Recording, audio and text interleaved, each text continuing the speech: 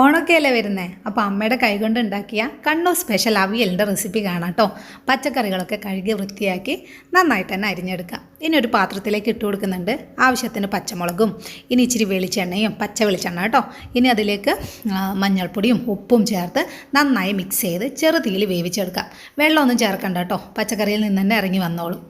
ഇനി നമുക്ക് അരപ്പ് തയ്യാറാക്കാം. തേങ്ങയും കാന്താരിമുളകും വെളുത്തുള്ളിയും കുഞ്ഞുള്ളിയും അതുപോലെ തന്നെ ജീരകവും ചേർത്ത് അതിലേക്ക് ഇത്തിരി മഞ്ഞൾപ്പൊടിയും കറിവേപ്പിലയും ചേർത്ത് ഒന്ന് ക്രഷ് ചെയ്തെടുക്കും കേട്ടോ. ഒത്തിരി അരഞ്ഞു പോവല്ലേ, ക്രഷ് ചെയ്തെടുക്കുക. ഇനി നമ്മളുടെ പച്ചക്കറി വെന്ത് വരില്ലേ, അതിലേക്ക് ചേർത്ത് കൊടുത്ത് നന്നായിട്ടൊന്ന് മിക്സ് ചെയ്യാം. പച്ചക്കറികൾ ഉടഞ്ഞു പോകാതെ ശ്രദ്ധിക്കണം കേട്ടോ. ഇനി അത് ഒന്ന് മിക്സി വടിച്ച വെള്ളം കൂടി അതിലേക്ക് ആക്കുന്നുണ്ട് കേട്ടോ. ഇനി തൈരും കൂടെ ചേർത്ത് കൊടുക്കുക. തൈര് ആവശ്യത്തിന് പുളിക്കനുസരിച്ച് കേട്ടോ. വീട്ടിൽ ഉറതൊട്ടതാണേ നമ്മൾ ചേർത്തത്. കറിവേപ്പിലയും പച്ച വെളിച്ചെണ്ണയും കൂടെ തൂവിക്കഴിഞ്ഞാൽ സംഭവം സെറ്റായി മക്കളെ.